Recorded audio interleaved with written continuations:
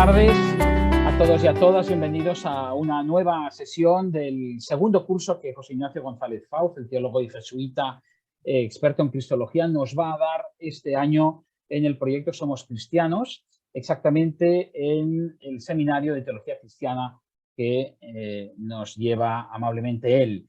Durante 5 sesiones, este curso, esta de hoy es la primera, vamos a trabajar un tema que me interesó muchísimo cuando él me lo propuso a finales del curso pasado, bajo el título El seguimiento de Jesús, algo que es fundamental para todo cristiano entender en qué consiste este seguimiento concreto que como cristianos debemos hacer. Para ello vamos a seguir 3 obras de José Ignacio: La humanidad nueva, El otro mundo es posible desde Jesús y El rostro humano de Dios. No las vamos a leer íntegramente. De hecho, el curso pasado ya se trabajó La humanidad nueva, que es el ensayo de cristología fundamental de José Ignacio. Por lo tanto, los vídeos del año pasado todos están colgados en la web, somcristians.cat/seminario de teología. Allí estarán siempre.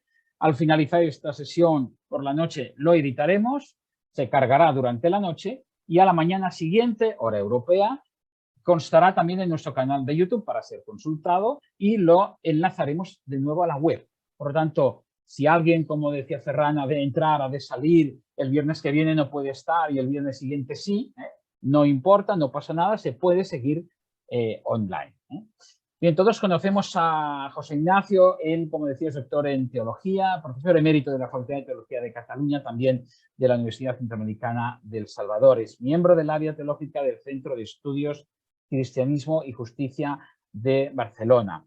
Quiero darle muchas las gracias de que esté hoy aquí con nosotros y en las siguientes sesiones, y quiero agradeceros también a todos vosotros vuestra presencia hoy aquí desde diferentes partes del mundo. También deciros que el formato habitual es aproximadamente 3/4 de hora, 1 hora de explicación por parte de nuestro ponente, y a continuación abriremos los micrófonos y daremos paso a un turno de palabras que puede ser un diálogo, puede ser un intercambio, puede ser preguntas, etc. Sí que intentaremos finalizar a la hora para ser respetuosos todos con todos. Respecto al tiempo me refiero. Muchas gracias y José Ignacio, adelante. Bueno, pues un saludo a todos, buenas tardes. Voy a empezar matizando un poco el título, porque esta charla y el capítulo 15 de La humanidad nueva era como la conclusión de todo el desarrollo cristológico de ese libro. Si ahora volvemos a hablar del seguimiento, me gustaría que le pusiera siempre este adjetivo: seguimiento creyente de Jesús. Hay 2 maneras de seguimiento, o puede haberlas. Mucha de la gente que en principio seguía a Jesús sin conocerle, seguían por la irradiación de su persona. Y eso ya es como un germen de lo que nosotros vamos a hacer. Nosotros ya no le vamos a seguir cuando utilizo ahora la palabra seguimiento, simplemente por la irradiación, por el atractivo de su persona, sino porque hemos descubierto que todo el desarrollo de la vida, muerte y resurrección de Jesús y la reflexión cristológica nos lleva, atención, a una visión de la realidad. No solamente es el atractivo de una persona, repito, sino una visión de la realidad. Lo cual también tendrá su importancia, porque entonces el seguimiento, como estamos conectados con la realidad, tiene que ver mucho más que con la predicación, con la palabra, que esto siempre va a darse, tiene que ver mucho con nuestra actuación, con nuestro modo de comportarnos ante la realidad. Y, retomando el título de la charla de hoy, esta visión de la realidad que encontramos como resumen de la cristología, pues son las 3 partes que luego iré desarrollando: es la realidad como absoluto, la realidad como maldición y la realidad como promesa. Primero quiero presentar cómo se llega hasta ahí, hasta que la fe en Cristo me lleva a una visión de la realidad. Podéis mirar y puedo apuntar en la página 672 de la última edición de La humanidad nueva. Hay un pequeño resumen del recorrido anterior que dice que en la fe en Jesucristo hemos encontrado 4 cosas. Dios presente en el ser humano de Jesús. En el ser humano de Jesús, no encima o una cosa o al margen del ser humano de Jesús. Esto, como ahora diré, es la aportación del Concilio de Calcedonia. Pero hemos encontrado también Dios presente en el ser humano de Jesús como negado a sí mismo. Esto es una de las cosas que ya faltan en la fórmula de Calcedonia, que es positiva, es valedera, pero es insuficiente e incompleta. Como negado a sí mismo, con la sensación de lo que Filipenses dice, deshacerse a sí mismo o negarse a sí mismo, algo de eso. Tercero, Dios historizado en Jesús. De manera que en el Nuevo Testamento pues tenemos expresiones también de que llegó a ser Hijo de Dios, fue constituido, llegó a la consumación de su ser. Todo esto son expresiones del Nuevo Testamento. Y finalmente, Dios en Jesús unido de alguna manera con todos los hombres. Estas 4 descripciones las tenéis, como he dicho, en la Humanidad, en la edición última, en la página 672. Y si alguien tiene ediciones antiguas, pues prácticamente casi al comienzo del capítulo 15, en el apartado que se titula Nuestro recorrido. Bien, entonces, a partir de allí hay una que nos interesa retomar ahora, que es la de Dios presente de alguna manera en todo lo que se llama la recapitulación. Fijaos bien, tenemos por lo general una visión de la encarnación como si fuera una cosa que le afectó solo a Jesús. Y luego nos dirán, que esto también se habría que matematizar mucho, le afectó solo a Jesús para que Él pagara por nuestros pecados, todo ese tipo de cosas así. El Vaticano II, en la Gaudium et Spes número 22, dice una frase que no es del concilio, sino que es del siglo III, de Tertuliano, que es la que ahora quiero recoger, que dice: por la encarnación Dios se unió de alguna manera, no totalmente como Jesús, no, pero Dios se unió de alguna manera con todos los hombres. Por tanto, la encarnación no es algo que afecta única y exclusivamente a Jesús, sino que nos afecta a todos. Eso recoge también elementos que están en el Nuevo Testamento. Estos días en la liturgia habíamos ido leyendo la carta a los Efesios. La carta a los Efesios comienza con que la voluntad de Dios y todo el plan suyo era recapitular todas las cosas en Cristo. En este momento lo que nos interesa más son todas las personas. Por tanto, la recapitulación. Cuando el Nuevo Testamento habla de la resurrección de Jesús es la primicia de la resurrección de todos. Esto lo comenté menos porque el año pasado hablamos menos de la resurrección. Pero veis, tenemos aquí entonces que la recapitulación de todo en Cristo hace que todo participe de alguna manera de lo que significa Cristo, su vida, su muerte y su resurrección. De tal manera que se puede hacer una especie de casi ecuación silogista.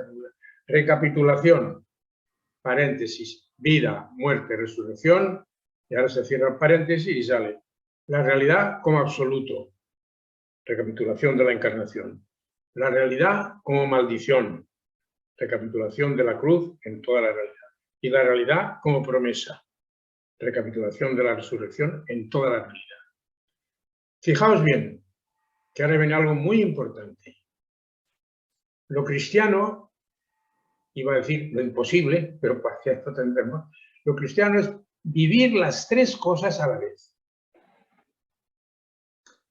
Es muy fácil quedarse con un aspecto, la realidad como absoluto, y aquí tendríamos, pues bueno, la secularización, todo eso. O quedarse solo la realidad como maldición, o solo la realidad como promesa, y aquí tendríamos la modernidad y todo eso. Lo difícil es vivir las 3 cosas a la vez. Y ahora las desarrollaré y las he de ir desarrollando naturalmente, pues una por una, porque yo no puedo hablar de las 3 a la vez. Pero antes de pasar ya al desarrollo, hago 2 observaciones. La primera, precisamente por lo que acabo de decir, porque la cristología, que es el centro del cristianismo, es una visión de la realidad. Precisamente por eso, lo característico del cristianismo, si es que lo queremos llamar religión, que eso se discute mucho, ¿vale? Dices una fe, no una religión, pero en eso no entramos, pero digamos ahora religión. El cristianismo es una religión de la historia, que por supuesto no excluye la experiencia religiosa de la propia intimidad, ni muchísimo menos, ni excluye la experiencia religiosa de la naturaleza, ni muchísimo menos, pero las culmina, las completa, convirtiéndolas en una religión de la historia. Y lo que ahora iremos exponiendo de las tres características esas, pues siempre veréis que tiene algo que ver con la historia. Un detalle para vuestra lectura, aparte, bueno, yo no me meto, los que no han podido leer La Humanidad Nueva antes ya llegan aquí, que se arreglen como pueden y si acaso después ya verán cómo todo el proceso lleva hasta ahí. Eso no, cada uno hace lo que puede, pero sí que en este capítulo yo recomendaría que os fijéis en dos cosas que me parecen importantes. Primero, cuando veáis que yo he puesto en cursivas 2, 3 líneas, es porque aquí me parece importante el resumen de lo anterior. Fijaos en las frases que están puestas así en cursivas. Y sobre todo, que no se os pasen las citas que hago de Bonhoeffer, que hay bastantes en esta primera parte del capítulo. Bonhoeffer tiene un libro que quedó por concluir por su muerte, que era una ética, se titulaba así, Ética, y que realmente, más que una ética, es toda una cristología. Bien, yo saco de él muchas frases que creo que quieren decir lo mismo que yo, quizá lo expresan mejor que yo. Yo recomiendo que no las paséis así deprisa, porque muchos tenemos la tendencia cuando leemos un libro, según como, si cita a otro, bueno, a mí lo que me interesa es el autor, esto me lo paso. Fijaos en las frases de Bonhoeffer, porque creo que son bastante pedagógicas. Y dicho esto, como vamos ahora, a ver, pues pasemos a la primera cosa, la realidad como absoluto. ¿Qué quiere decir esto? En el libro está expuesto una especie de tesis, porque las frases sencillas ayudan. Toda relación con la realidad es una relación con Dios. Esto puede sorprender, pero fijaos que digo relación, no encuentro. No digo que todo encuentro con la realidad sea un encuentro con Dios, o que toda relación con la realidad sea un encuentro con Dios. Ojalá para nosotros lo sea, para mucha gente no lo es. Pero aunque no sea un encuentro, es efectivamente una relación con Dios. Por tanto, ¿cómo tiene que ser entendida esta relación? Pues ni de una manera que diríamos panteísta, que quiere decir, la realidad es Dios. No, la realidad no es Dios. Pero en cambio la relación con la realidad es una relación con Dios. Tampoco como si fuera una consideración piadosa, bonita, mira, como a veces decimos, oye, este es mi amigo, trátale como me tratarías a mí, una cosa de esas, pero yo no estoy en él. No, no, no. Ni una cosa puramente nominal, ni una especie de panteísmo. Y aquí es lo que hay que ir encontrando la fórmula para que podamos entender efectivamente nuestra relación con la realidad como una relación con Dios. Y creo que la mejor manera de introducirlo, que es bien sencilla, es una frase atribuida a Jesús, que no está en los Evangelios, y que Joaquín Jeremías, en un libro antiguo, pero que se hizo famoso, de palabras de Jesús que no están en los Evangelios, recogía unas cuantas de diversos sitios, de los apócrifos, de los apócrifos, y decía, de todas estas, la que tiene más probabilidad de ser palabra de Jesús es la que vamos a citar ahora. ¿Lo es? No lo sabemos. La frase, pero es bien sencilla, es: has visto a tu hermano, has visto a Dios. Has visto a tu hermano, has visto a Dios. Dos detalles que aquí han encontrado los técnicos. Esta frase probablemente tiene un original griego, porque habla solo de manera enunciativa. Nosotros, los griegos, hubiéramos dicho, o una condicional, si has visto a tu hermano, has visto a Dios. La frase tal como se transmite no tiene la condicional. O hubiéramos hecho una interrogación. ¿Has visto a tu hermano? Has visto a Dios. Esta sería la mentalidad más lógica de los griegos, pero la frase se ha conservado sin condición, sin condicional y sin interrogación. Este arameísmo, por lo menos, sí que nos da una cierta idea de que la frase puede ser bastante antigua. como también la manera como está dicha, porque nosotros la vamos a retomar, no es exactamente así. Nosotros diremos más bien, has visto a tu hermano, has visto a Cristo.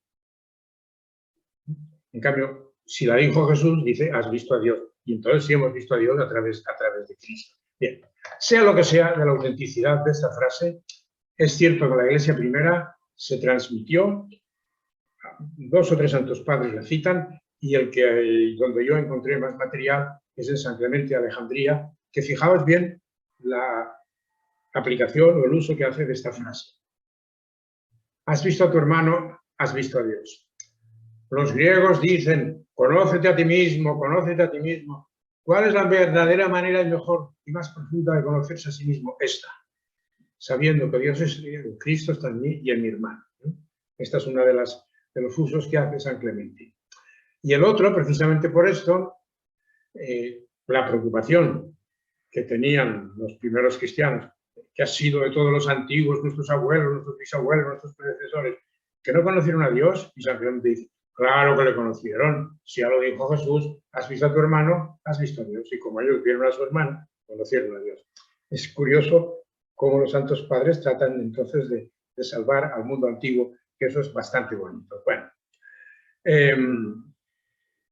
vamos a decirlo ahora de otra manera. Si cuando has visto a tu hermano, has visto a Cristo, esto quiere decir, todos los seres humanos están cristificados. Y esto es absolutamente fundamental. Y como decía muy bien y muy intuitivamente Teilhard de Chardin decía, la Iglesia es la porción conscientemente cristificada de la realidad. La realidad está cristificada toda. Pero quien sabe eso de veras es la Iglesia. Has visto a tu hermano, has visto a Dios. Permitid un pequeño paréntesis, nota al pie, pero que a veces es importante. Habréis oído hablar mucho de la frase de Rahner, cristianos anónimos. La expresión no es afortunada, porque cristianos tiene un sentido más sociológico y parecía como que objetó, Hanskin lo objetó. Entonces usted hace todos igual que nosotros. No.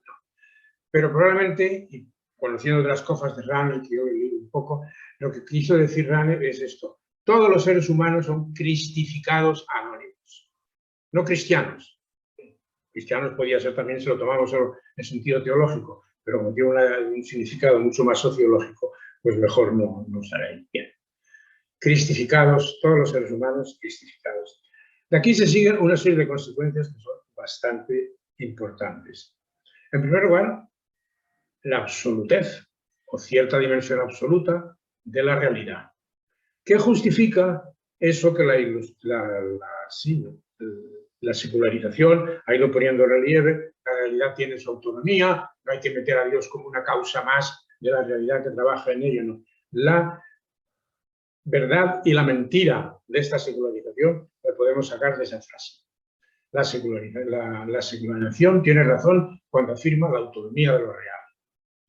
No tiene razón cuando no ve que esa autonomía deriva precisamente de que está cristificada y la cree pues como si fuera una propiedad absoluta de lo real, que luego en el apartado siguiente veremos que no hay para tanto. Otra consecuencia, todo el tema que parece tan religioso, tan importante, de la religión, el culto, etcétera, etcétera. Si la realidad está cristificada y nuestro encuentro con Dios tiene que ser a través de Jesús cristificado en la realidad, entonces todo eso que es el culto, la oración y el ir a misa no es ir a darle algo a Dios, sino ir a que Dios nos dé algo, nos prepare para algo. Yo desde niño he oído bastantes veces, medio en ironía, medio así, que mucha gente iba a misa los domingos, y salían de misa y decían, bueno, ya hemos cumplido con Dios, ahora a lo nuestro. Esa mentalidad la tenía mucha gente. Pues bien, exactamente cuando vayáis a misa, tendréis que salir de misa, no diciendo eso, sino al revés. Ya nos hemos preparado para servir a Dios, ahora vamos a servir. Ya nos hemos preparado para encontrar a Dios, para darle algo a Dios, ahora vamos a servir. O sea, porque esto tiene unas consecuencias importantes sobre la oración, sobre la liturgia. Parece que vayamos ahí a dar culto. El culto desaparece en el cristianismo. El culto que queda no es el que nosotros le damos a Dios, sino, por así decir, no el culto, sino el cultivo que Dios nos da a nosotros. Si enfocáramos así la liturgia, la plegaria, todo eso, saldríamos de otra manera. Y es muy importante, por eso que esto lo tengamos en cuenta.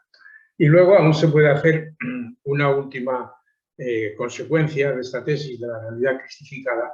Si la realidad está cristificada, desaparece la distinción entre lo sagrado y lo profano. A lo mejor la gente más secular, más así, dirá, claro, todo es sagrado. Bien, pero es que también se puede decir, todo es profano, porque no está totalmente sacralizado. Esa distinción tendría que desaparecer, que la utilizamos muchas veces, y fijaos que no lo digo porque sí. Un ejemplo de esto puede servir la constante repetición de los santos padres en sus predicaciones.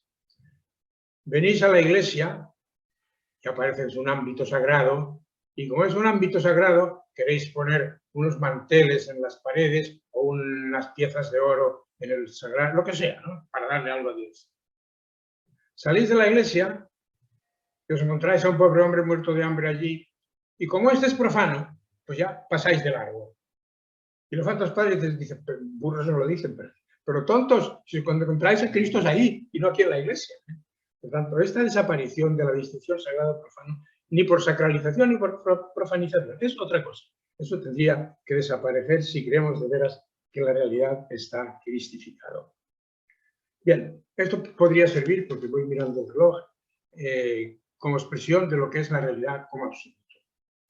Pero, atención, porque esto no es toda la realidad, como he dicho al principio, es solo una tercera parte de ella, por así decirlo, una parte de ella. Además de eso, curiosamente, hay que decir que la realidad es maldición. No solo que está maldecida, sino que ella misma es maldición. Si antes cité aquella frase de Jesús, has visto a tu hermano, has visto a Dios, ahora a lo mejor nos podría servir una frase de Jesús citada en el capítulo 8 de San Juan, verso 44, por allí, cuando dice a los judíos, vosotros sois hijos del diablo, y el diablo le caracteriza por dos cosas, es asesino y embustero, o sea, mata y miente, como hacemos en el mentira y destrucción del hombre. Atención, un pequeño paréntesis muy importante. Toda la disputa de Jesús con los judíos no es con los judíos en cuanto judíos. Esta ha sido la causa estúpida del antisemitismo. Es la disputa de Jesús con los judíos en cuanto a personas religiosas, en cuanto a personas creyentes. Por tanto, lo que les dice a los judíos nos afecta tanto a nosotros, o nos puede afectar tanto a nosotros, como les afectaba a ellos. Y esto lo hemos olvidado y dio lugar a un antisemitismo no solo pecaminoso y sacrílego, sino además absolutamente imbécil. Pero bueno, aquí es donde viene, el mundo es el objeto del amor de Dios, tanto amó Dios al mundo que envió a su Hijo, pero al mismo tiempo el mundo pues es esto, es destrucción y mentira, pecado y mentira, etcétera, etcétera. Y otro detalle importante, este aspecto, esta manera de ver la realidad como absoluto y como maldición, es lo que provoca tanta conflictividad en Jesús. Si Jesús solo se hubiera adherido a estas cosas que he dicho antes, de la secularización, de la ilustración, la realidad como absoluto, no habría tenido problemas. Y en el caso de la época de Jesús, que nos hablaba de ilustración, el mesianismo. Pero resulta que Jesús es el Mesías, como he dicho, y lo dijimos, esto que lo vimos el año pasado, es el Mesías que destruye las esperanzas mesiánicas. Esto es el elemento negativo, que es lo que nos gusta y lo que desata la conflictividad. Los judíos no querían un Mesías así, como nuestra ilustración y nuestra modernidad no quieren una ilustración con este pecado dentro, sino que absolutamente, totalmente absolutizada.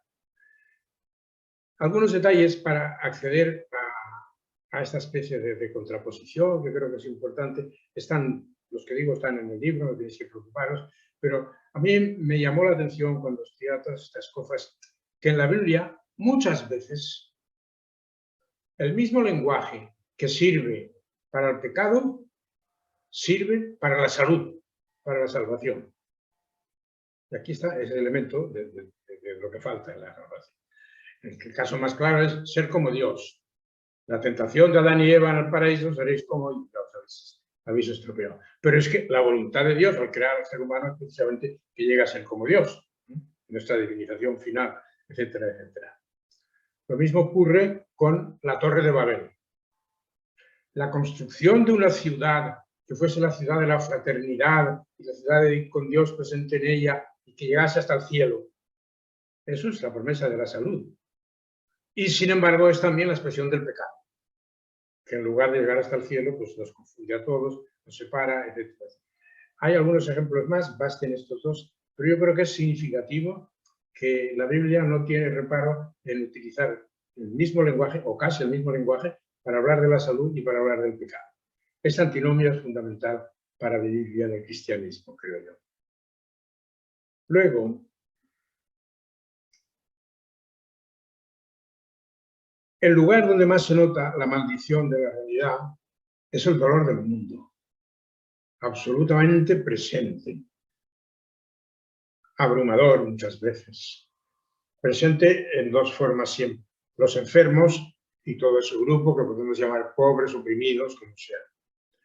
Una piedad, una religión, un cristianismo que prescinda del dolor del mundo no es verdadero cristianismo. Que ellos se arreglen, no se puede decir que ellos se arreglen. Que nosotros les ayudemos, que es una cosa muy distinta. Y esto conviene destacarlo un poco porque en los momentos actuales, como estamos hartos, cansados de tanto fracaso de la historia, de que ni se ha construido el socialismo, ni se ha construido la paz, y que aquí tenemos a Ucrania y yo que sé lo que tenemos, y ahora viene un invierno que va a ser por un lado caliente porque la tierra está cálida, más cálida, pero por otro lado va a ser frío porque no tenemos energía. Bueno, en esta situación estamos un poco confundidos y es normal, o un poco dolidos, que salgan búsquedas de una piedad. Ay, mira, Señor, yo contigo que bien estoy, que yo digo, no mirarse el ombligo, porque mirarse el ombligo espiritual. Y con esto nos quedamos. Vamos a ir un poco a no olvidar el dolor del mundo. Y entonces, ¿qué pasa? La frase que está así misma en el libro. El servicio al dolor del mundo es la manera de superar esa contradicción que siempre tenemos entre inmanencia y trascendencia. Con Dios, cuando queremos ir hasta el fondo, nos armamos un lío. Y este lío ya nos lo armó San Agustín cuando dijo que es más profundamente mío que mi yo más íntimo y más lejano que todo lo más lejano que pueda. Entonces, pues sí, esa inmanencia, que a veces nos volvemos inmanentistas y todo lo que nos volvemos es un poquito paganos o panteístas, o esa trascendencia, que a veces nos volvemos trascendentes y lo que hacemos es volvernos espiritualistas, pues ni una cosa ni otra. Esa contradicción aparente se supera en el servicio al dolor del mundo. Y esto lo tenéis muy claro en ese texto que es más conocido, más universal, el capítulo 25 de Mateo.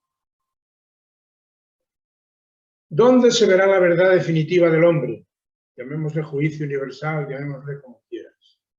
Pues ya lo sabéis. Tuve hambre, me dices de comer. Tuve sed, me dices de beber. Estaba desnudo y me vestisteis. Estaba enfermo, me cuidasteis. Estaba en la cárcel. Fijaos que son todo cosas materialistas, materiales, de pobreza o de enfermedad. De hecho, como ya creo que dijimos el curso pasado, los dos grandes protagonistas en los evangelios son enfermos y pobres. Son los verdaderos protagonistas porque aparecen constantemente por todas partes. Bueno, pues entonces, tomemos Mateo 25. Hay una cosa muy sorprendente en Mateo 25 que yo la llamo la ruptura de la sacramentalidad. ¿Por qué hay una sacramentalidad? También sería verdad si Jesús hubiera dicho: quisisteis a vuestra mujer, a mí me quisisteis. Quisisteis a vuestros hijos, a mí me quisisteis. Esto es una gran verdad, pero esto no necesitamos que nos lo digan. Y en cambio, sí, quisiste a tu mujer y a tus hijos, pero preocupaste de los pobres, entonces ya la sacramental no vale. La sacramentalidad se rompe con esta frase de Jesús. Y eso me parece que es importante.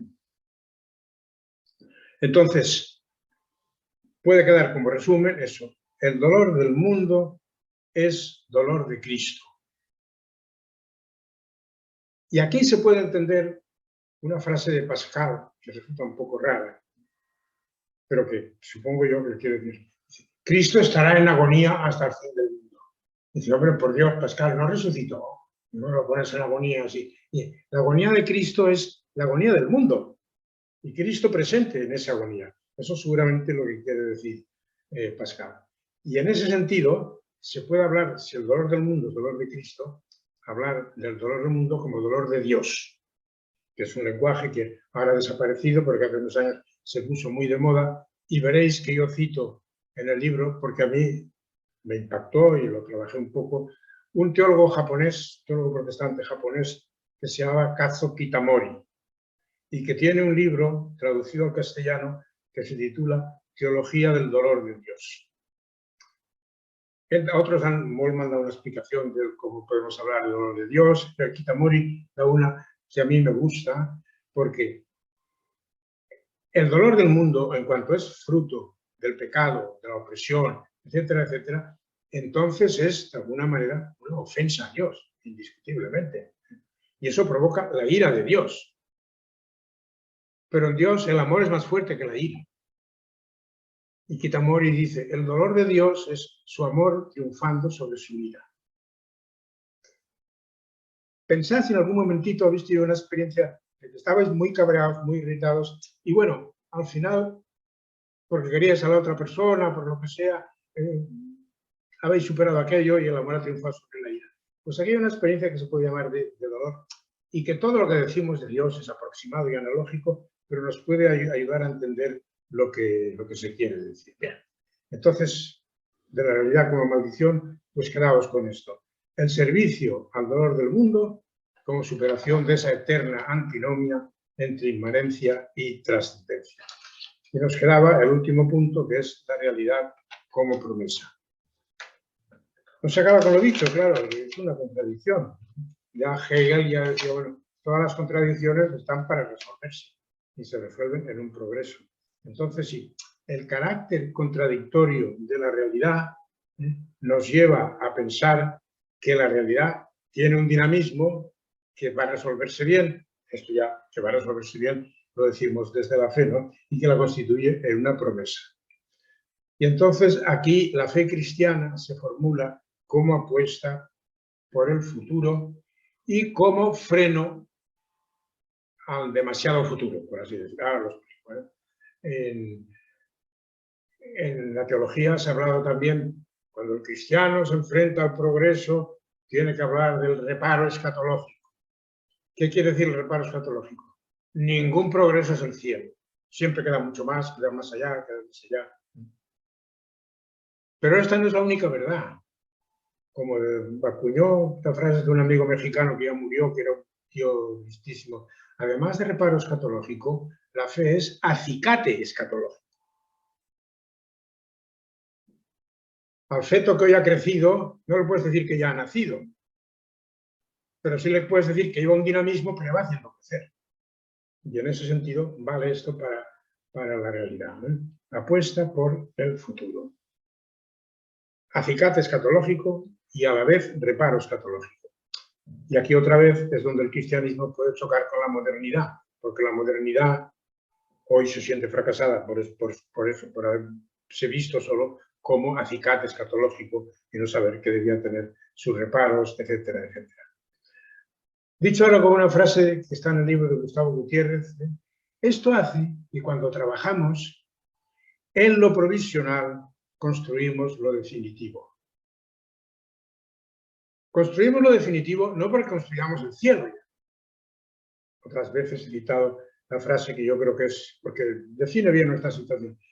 No es de un creyente, yo aseguraría, aunque no lo tengo cierto, tendría que buscarlo algún día, que es de Josep Ramoneda, un gran sociólogo catalán, de los mejores analistas que yo conozco. Y creo que es Ramoneda el que dijo una vez, bueno, dejamos el cielo para hacer de la tierra un cielo y nos hemos quedado sin cielo y sin tierra. Y yo creo que esto define bastante la situación de hoy. Bien, no en ese sentido, de dejar el cielo para hacer la tierra, sino que en todo lo provisional de realidad construimos algo de cielo. Podemos paladear algo de cielo, como lo queráis decir. Más bonito, lo mismo de Gustavo Gutiérrez, creo yo que lo encontramos en una poesía de Pedro Casaldáliga, de bien cortita, a ver si me acuerdo.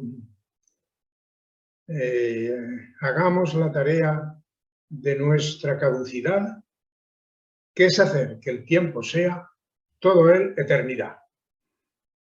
La tarea de nuestra caducidad, está bien claro, es hacer que el tiempo, lo caduco, sea todo él eternidad. Ahí es donde está eso que decía, lo definitivo, lo palpamos, lo tocamos, lo atisbamos, o sea, un poco en lo provisional.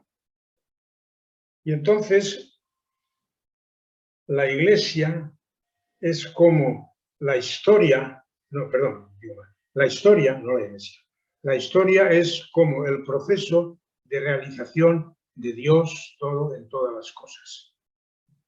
El fin de la historia, como lo presenta la primera carta a los Corintios, capítulo 15, al final, Dios será todo en todas las cosas. Lo que hacemos ahora cuando trabajamos por un poco más de justicia, por un poco más de auténtica libertad, por un poco más de paz, etcétera, etcétera, es intentar precisamente que Dios vaya siendo todo en todas las cosas. En la fraternidad, que está muy clara, ¿no? Cuando más hermanos somos, Dios va siendo todo en todas las cosas. En estos momentos podemos decir, y el Nuevo Testamento lo dice, que Cristo es todo en todas las cosas. Cristo en cuanto encarnado, en cuanto Dios ha dado, pero eso es el camino porque la historia aspira a ser Dios todo en todas las cosas. Hasta aquí he hablado con un lenguaje que, bueno, quitando la palabra Dios, se puede entender. Esto luego tiene en la historia muchas palabras que son compartidas por todos. La historia como advenimiento o como trabajo de la justicia, de la paz, de la fraternidad, de la libertad, de la comunión con la naturaleza. Todo esto un no creyente de la modernidad esta lo puede entender y sumarse a nosotros sumarnos a él. Hay una palabra que en este caso, hablando para cristianos, yo creo que debemos recuperar como específica nuestra, que no niega a las demás, más bien las fundamenta. Es la historia como advenimiento de la filiación. Porque somos hijos de Dios, es porque todos somos hermanos. Porque somos hijos de Dios, es por lo que estamos llamados a la paz y a la libertad. O sea, todo el lenguaje secular que habla de promesas, pues para un cristiano está como fundamentado en la filiación. Y a veces, pues sí que podemos decir, cuando se le quita este fundamento, se puede falsificar mucho.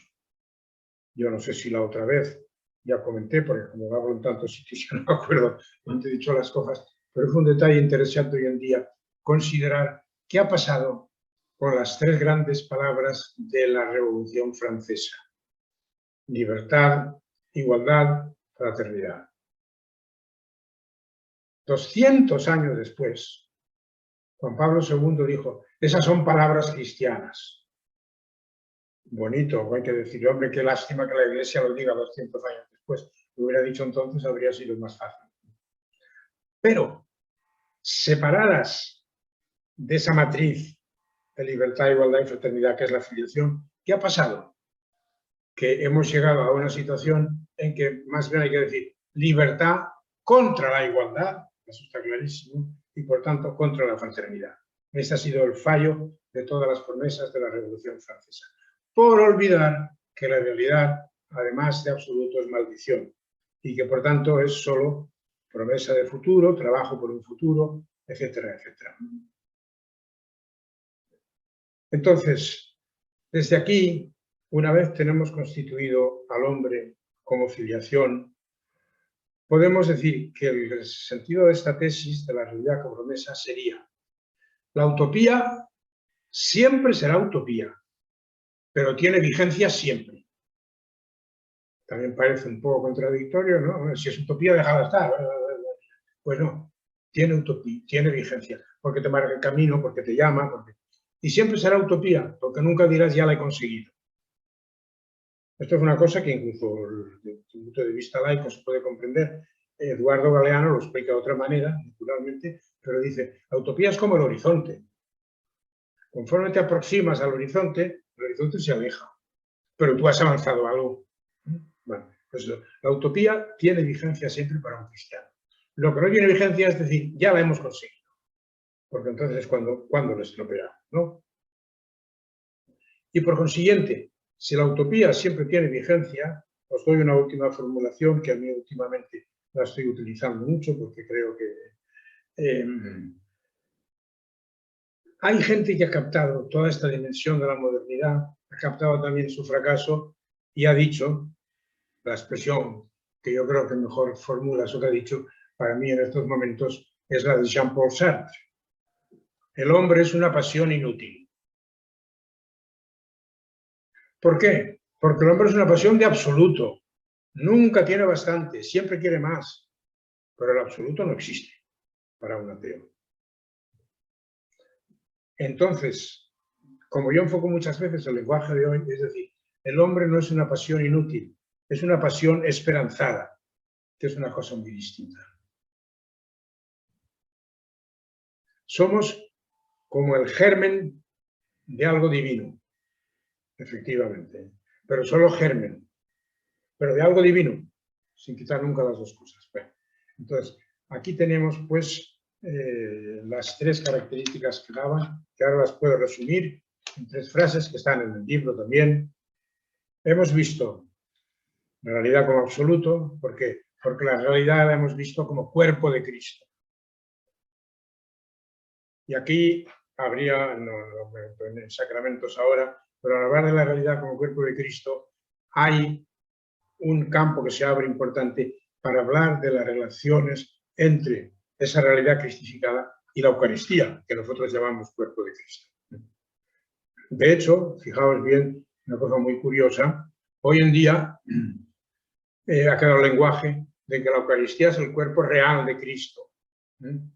Y la realidad o la Iglesia, como más, es el cuerpo místico de Cristo. Al principio era al revés. La verdadera presencia real de Cristo era la realidad. Y la Eucaristía, a eso se llamaba cuerpo místico de Cristo, porque es solo un aspecto, una señal, un sacramento, pero el cuerpo de Cristo es la totalidad. Y en este sentido, mi amigo San Ireneo dice, cuando Dios se nos quiso dar y quedarse con nosotros, podía haber buscado otros elementos más nobles, y sin embargo recurrió lo más prosaico de nuestra realidad, o lo más pan y vino, para darse. Es otra manera de descubrir ese germen, de esa posibilidad de ser divinizada que tiene la realidad. Pero bueno, dejemos la alusión a la Eucaristía, que sería más complicada. Hemos visto la realidad como cuerpo de Cristo. Hemos visto la realidad como dolor del mundo o como servicio al dolor del mundo convertido en dolor de Dios. Y finalmente hemos visto la realidad como vigencia de la utopía a pesar de ser utopía. Voy a leeros para terminar algunas frasecitas de aquí, del final de este, si las encuentro.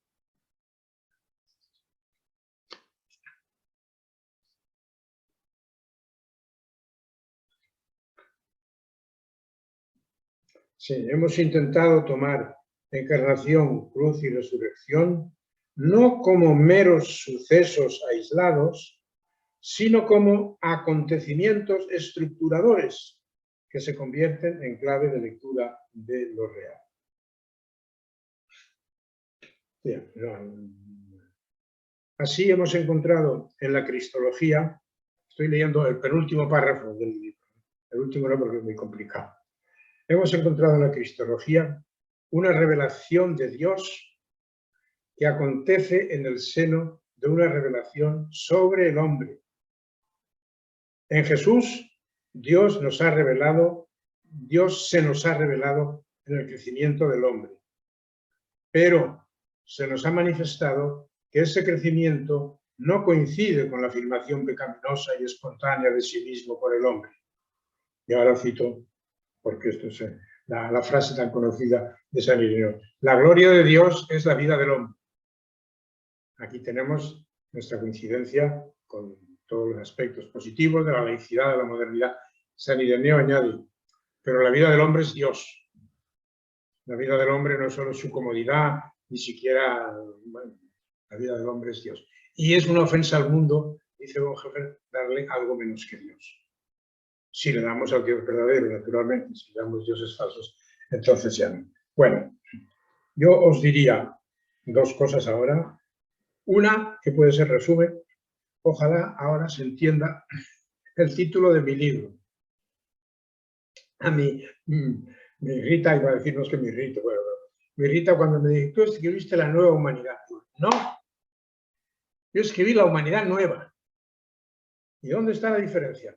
La humanidad nueva es la humanidad de Cristo, que como vimos, al hablar del segundo Adán, es el hombre definitivo, el hombre acabado, el hombre perfecto. Entonces, esa humanidad es divina, simplemente. Y esa humanidad nueva de Cristo es el fundamento, la posibilitación, el germen de que todos los humanos constituyamos una nueva humanidad de hermanos que se en paz, que conviven con justicia, con libertad, etcétera, etcétera. Esto es lo más importante. Y os diría ahora, y con esto sí que termino, cuando en las sesiones siguientes leáis los capítulos sobre Jesús y los ricos, el poder, el autoengaño, todo eso, por favor, leerlos desde esa óptica. Porque tal como están tratados a veces en el libro, pues están en un momento más puramente jesuánico, por así decir, que no totalmente cristológico. Leed aquello y preguntaros entonces, a mí, como creyente en Jesucristo, no simplemente como atraído por Jesús, como creyente en Jesucristo, ¿qué me dice? ¿Qué me significa todo esto? Eso me parece que es importante. Porque por otro lado, claro, son capítulos que son parte de un todo, y quizá en la actualidad del libro esto ya aparecería, pero leyendo solo el capítulo quizá no aparece tanto, que ya dice, ya dice Francisco, ¿no? El todo es mayor que la suma de las partes. Una parte aquí. Y lo digo porque como no vais a leer todos los otros libros completos, por lo menos siempre cuando lees esto preguntas, a mí, como creyente en Jesucristo, no simplemente como atraído por Jesús y seguidor de Jesús en el sentido que todavía no tiene la fe, ¿qué me dice todo esto? Yo termino y ahora, si quieren, tienen la palabra. Tengo que decir una cosa, yo estoy bastante sordo, es otro aspecto de maldición de la realidad. Y aunque llevo un aparato, no sé qué pasa, que no siempre oigo bien. Intentad hablar y si no oigo, pues ya el Xavi se encargará de traducirme, o si no, a lo mejor, si alguien por un chat me pone aquí, lo podré leer y será mejor. Eso si queréis algo o si quieren ustedes algo. Yo ya me callo. Hola, buenas. Tiene que salir un momentillo, Xavier. Si alguien tiene una pregunta, que se desconecte el micrófono o, como ha dicho González Fao, que lo escriba por email, por el chat. Por ahora te entiendo. Yo tengo una pregunta. La pregunta es muy básica para ti. A menudo en estas charlas, en los libros, tú mismo hoy has pasado muy por encima de dos conceptos de los que yo no tengo ni idea y no sé traducirlos a aspectos concretos de mi vivencia, de mi conocimiento. Es algo tan simple como los conceptos de inmanencia y trascendencia que a menudo utilizáis los teólogos, suponiendo no sé qué, pero yo no tengo ni idea. No sé si alguien puede aclararme algo de esto, con ejemplos, con un poco más de... bajando el nivel, por decirlo así, ¿eh? Gracias. Mejor que hagamos 2 o 3 preguntas seguidas y luego contesto, me la apunto.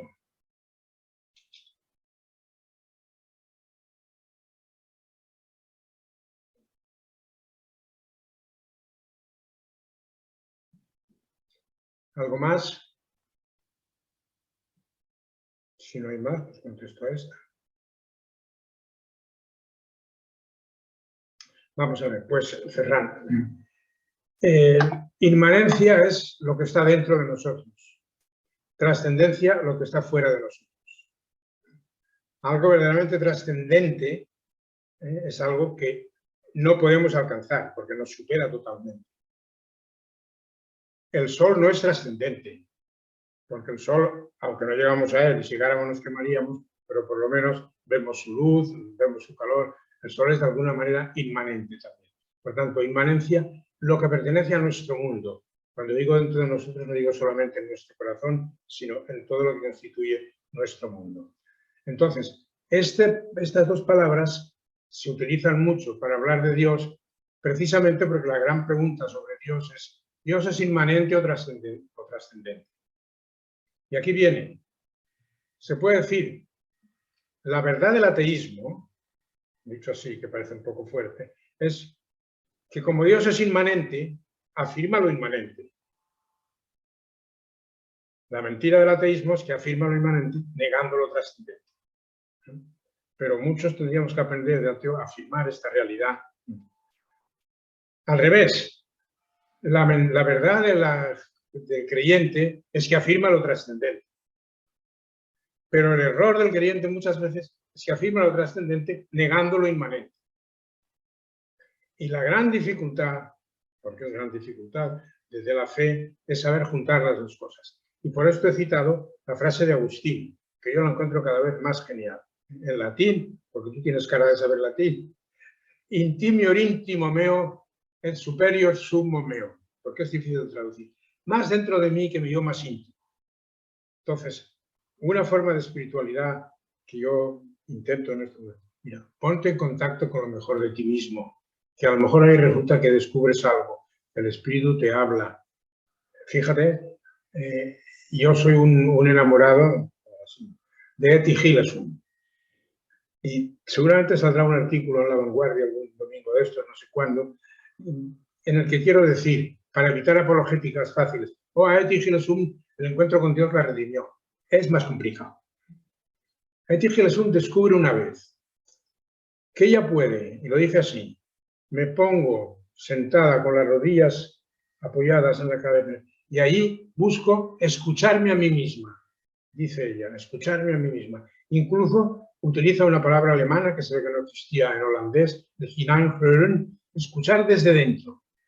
Si te pones en contacto con lo más íntimo tuyo y logras ponerte, o escucharás o verás, da lo mismo, pero a lo mejor te alcanza lo mejor de ti. Y entonces es cuando te puedes dar cuenta de una serie de cosas. Oye, pues fíjate, a este o a esta, yo le he dicho que... Pero a lo mejor estaba buscando otra cosa. A este o a esta, yo he portado de esta manera, pero a lo mejor tenía otro interés. Al revés, una vez el interés, lo que descubro será negativo, otra será positivo. Pero hay aquí una fuente de conocimiento de sí mismo si logramos entrar en lo más profundo de nosotros mismos. Bien, esto es lo que dice la primera parte de San Agustín. Pero luego de eso, cuando crees haber encontrado a Dios y lo tienes, el mismo San Agustín dice, el día que creas que lo has comprendido, aquello ya no es Dios.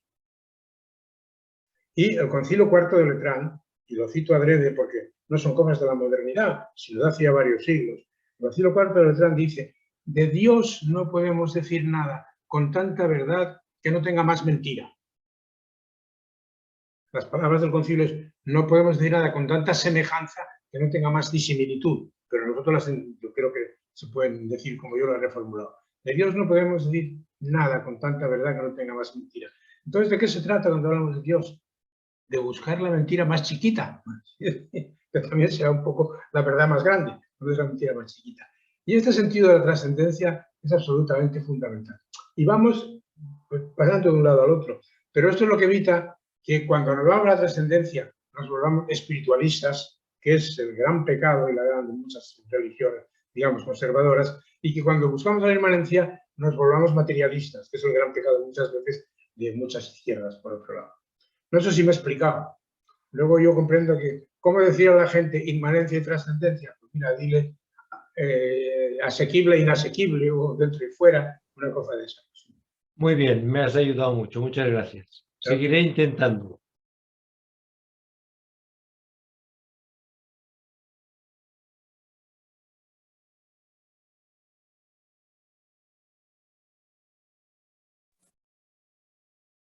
Espabila, señora, que si no hay más preguntas. Sí. se acaba la conferencia. Sí, a ver, has dicho muchas cosas de mucha, yo diría, trascendencia, ¿no? Bueno, como buen argentino yo quiero abarcarlo todo y me quedo... a ver, yo creo que aquello de la afiliación... De la de la afiliación. afiliación divina, ¿no? Bueno, la afiliación como hijo de Dios y hermanos de los hombres, ¿no? Y hermanos. Yo creo que eso es una verdad muy importante y que, claro, porque leyendo todas las disquisiciones, ¿verdad?, de la realidad como absoluto, del dolor de Dios o de las promesas, yo pienso que todo eso son disquisiciones interesantes y porque en cierto modo nos están, digamos, empujando a unas verdades que son muy simples. Porque claro, yo contrapongo eso a la verdad del carbonero, ¿no? Que su devoción lo lleva a captar verdades que son, bueno, que son absolutas, ¿no? Como el caso de la filiación, o sea, de hijos de Dios. Y yo creo que ahí está la clave de toda nuestra, de todo nuestro cristianismo, porque el no sentirnos hermanos, el no ver en el hermano a Dios, yo creo que ahí está la clave de todo.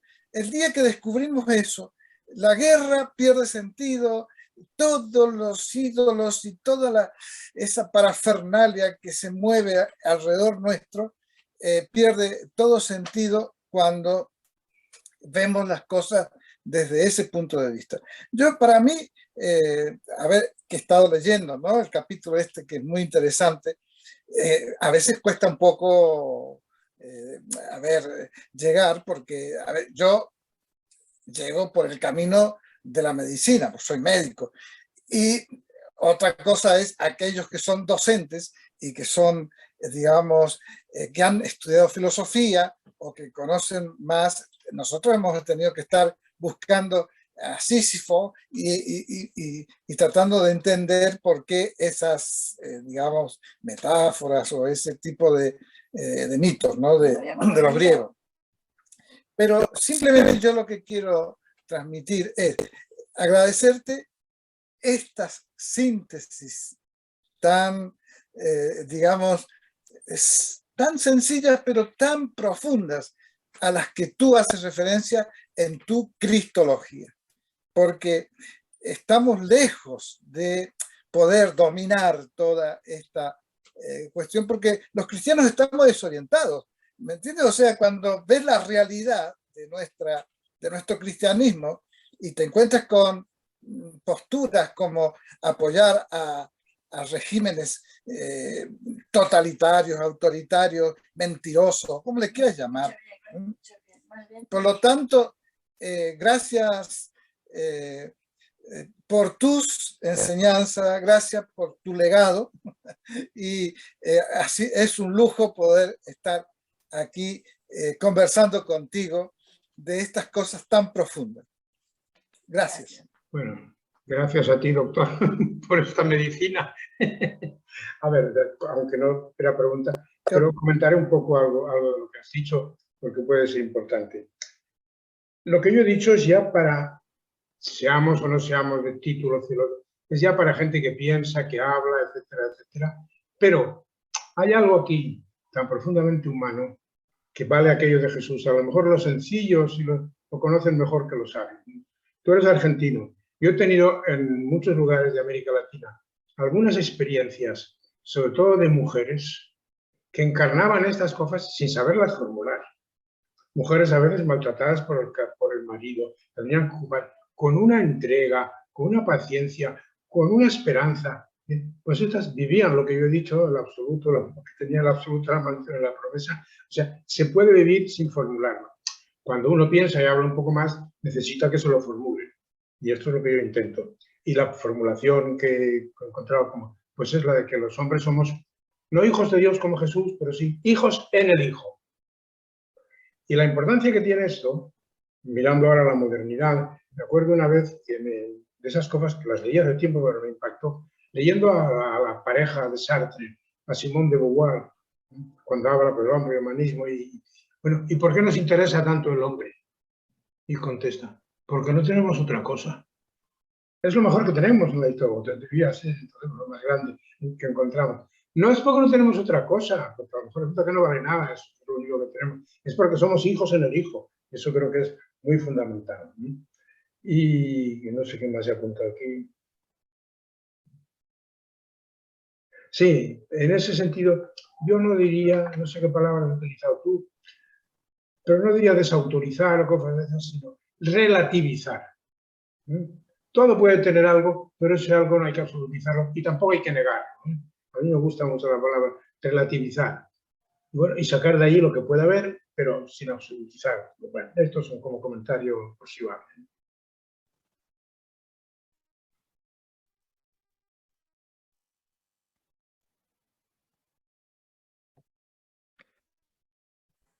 No sé si se puede hacer una pregunta más. Por supuesto. Yo me gustaría hacer un comentario, pregunta, de una necesidad que yo siento en el tema que estamos hablando, del seguimiento de Jesús, como usted dice, del seguimiento creyente de Jesús. Yo, digamos, la dificultad que me encuentro es, por lo menos yo, a lo mejor estoy equivocado, pero yo lo vivo así, ¿no? Mi experiencia es que seguir a Jesús solo es como, yo no sé si es imposible, pero a mí me resulta sumamente difícil. La necesidad de hacer un seguimiento en comunidad, ¿no? Y veo, aparte de esa dificultad, es que las personas cada vez estamos más aisladas e incomunicadas, y las personas que estamos un poco en este seguimiento no nos comunicamos, ¿no? Y yo no siento una dificultad en ese aspecto. No sé si usted me puede ayudar o aclarar alguna cosa. Pues seguramente lo de usted me puede, no tú me puedes, pero bueno, seguramente no te puedo ayudar, pero puedo comentar. Es una gran verdad, una aportación. Todo lo que he dicho, yo le he dado una visión simplemente humana, pero como los hombres somos comunidad, todo lo que he dicho tiene que ser vivido comunitariamente. Vuelvo a retomar la frase de Teilhard de Chardin. La Iglesia es la porción, la Iglesia, conscientemente cristificada de la humanidad. Y luego retomo también el juego de palabras que hace el Nuevo Testamento. Cristo es cabeza de la Iglesia, pero toda la creación es cuerpo de Cristo. Aquí hay, entonces, ¿en qué quedamos? Cristo debía ser cabeza de toda la creación. No, al revés, lo he dicho. No me acuerdo ahora cómo está, sí. Cristo cabeza de todo, pero la Iglesia cuerpo de Cristo, efectivamente.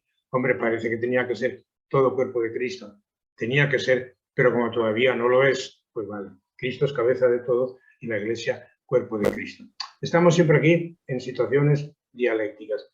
Pero la conclusión que se tendría que sacar de aquí es que vosotros, en vuestras lecturas, y dadas las facilidades, pues a lo mejor se pueden ir haciendo, digo yo, grupos de lectura entre los que estáis aquí, o a lo mejor uno que está aquí tiene otra comunidad de base o de altura o de lo que sea y lo comunica, pero siempre que esto se diga comunitariamente, pues no tengo más que agradecer la aportación porque es muy importante.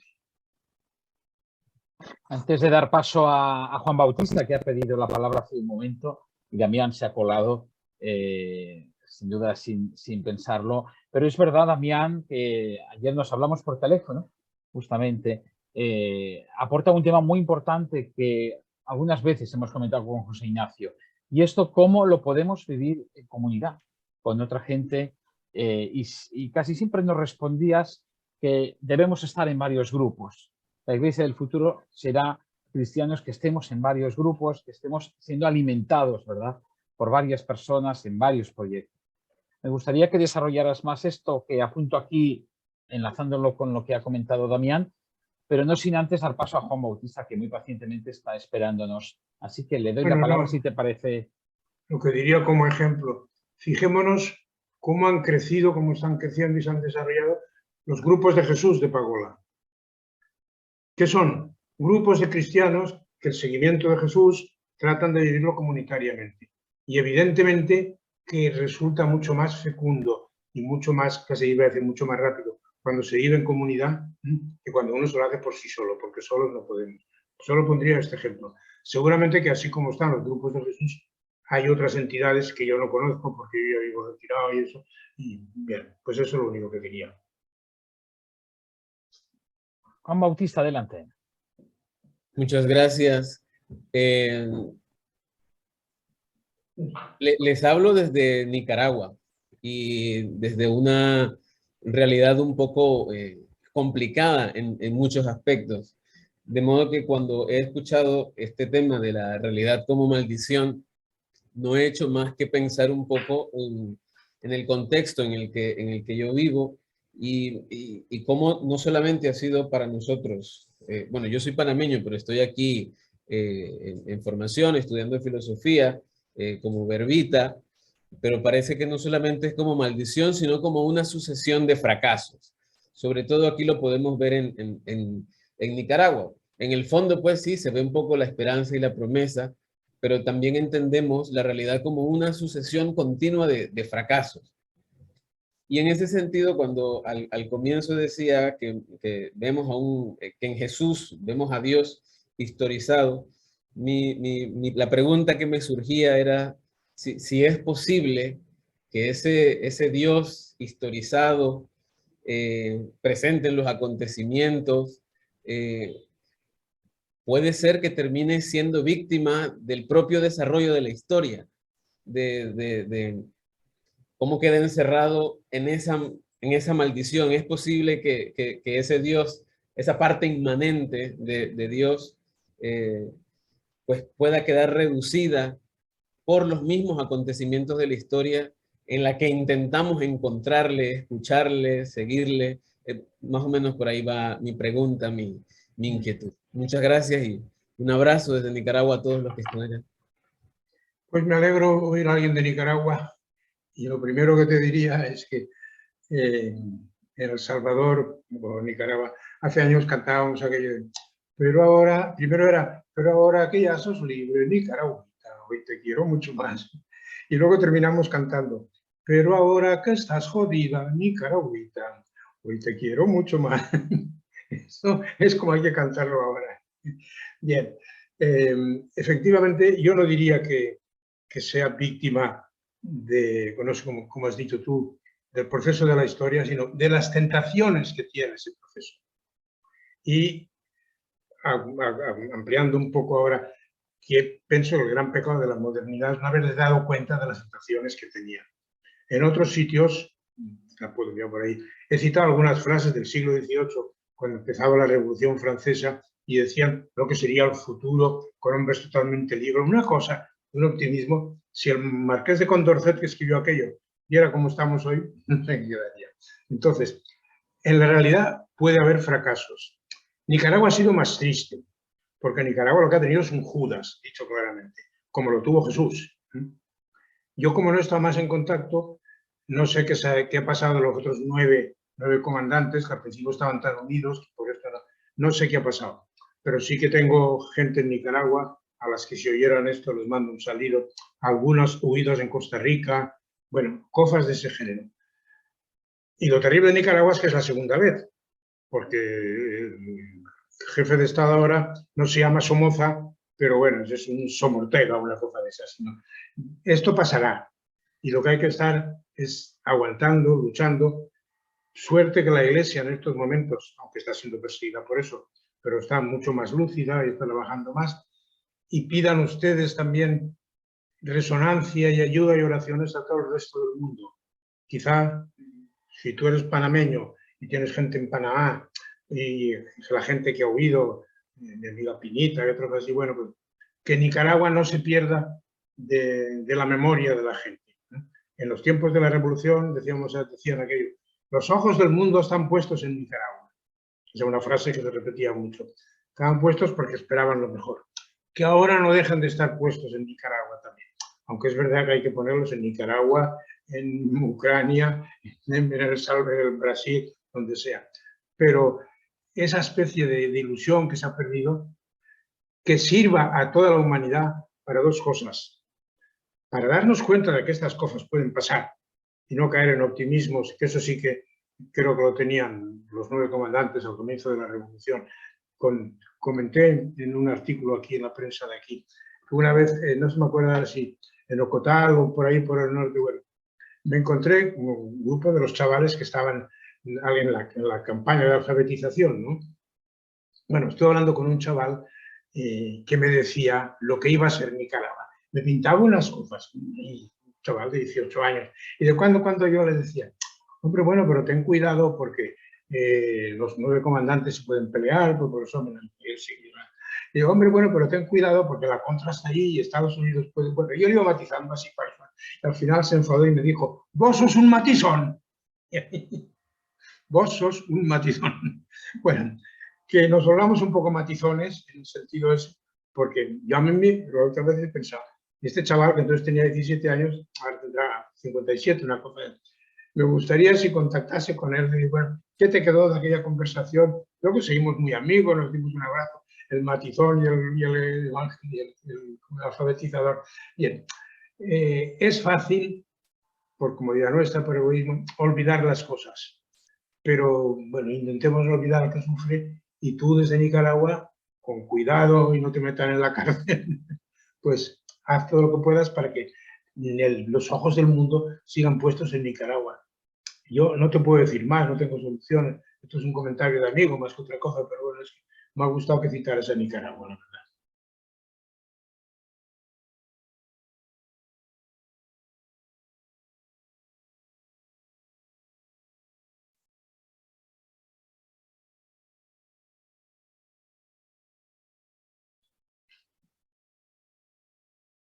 Bien, pues no sé si hay más preguntas. Sí, creo que sí. Tere Iribarren, voy a darle paso. Espera, Tere, no te escuchamos. Tienes que aceptar la invitación a abrir el micro. Ahí tenemos una técnica en la comunidad del Besós. Muy bien, qué lujo. Javi, Adelante. emocionada de oírte y que lo lleves también, y a José Ignacio, por supuesto. Pero a ti, montones de gracias. Ya te acuerdas, ¿no? De tu juventud. Claro que sí, Tere, claro. Y lo que he aprendido contigo y con Chalo. Yo también Claro que sí. contigo. Tere es Tere Iribarren, religiosa del Sagrado Corazón, y es realmente una institución en el Centro de Estudios Cristianismo y Justicia. Sí. Dicen que detrás de un gran hombre ha de haber una gran mujer, pues en este caso detrás de un buen jesuita había una buena religiosa del Sagrado Corazón. Ha hecho una tarea muy buena durante muchos años y sigue ahí, aunque a distancia. Bueno, ¿alguna pregunta más sobre...? Gracias, Tere. ¿Alguna pregunta más? Si no, lo que no hace falta consumir todo el tiempo. Sí que lo que quería decir técnicamente para que el formato funcione lo mejor posible es que siempre que nos sea posible es conveniente la lectura previa, más que nada para aprovechar al máximo. Si no podemos, porque a veces leemos 1000 cosas y estamos muy atareados todos, no importa. Podemos leerla al cabo de unos días y después escuchar la grabación que colgaremos pronto. Y, mientras tanto, evidentemente, participar de la sesión en directo. Esto es bueno y seguro que escuchando a José Ignacio nos aparecen consultas, a veces pues más llanas, no importa, también son interesantes porque nos iluminan a los demás. Así que si no hay nada más, un saludo a todos. Muchísimas gracias por estar por aquí, de diferentes puntos de Cataluña, de España y de América Latina, sobre todo, creo. Y nos vemos en unas semanas, exactamente el día 25 de noviembre, también viernes a las 7 de la tarde, hora de Barcelona. Muchísimas gracias, José Ignacio. Si no hay nada más, acabaremos aquí la sesión, aunque te doy la palabra para finalizar, si quieres aportar algo más. Tú has dicho, en una semana me ha parecido que decías. No, en plural, he dicho en plural. Realmente es un mes. Unas semanas. Vale. Unas semanas. Realmente son, sí, casi 4, 25 de noviembre. Bueno, pues a todos un abrazo en Cristo y sintámonos hermanos en Cristo y hijos de Dios, que esto vale mucho. Vale.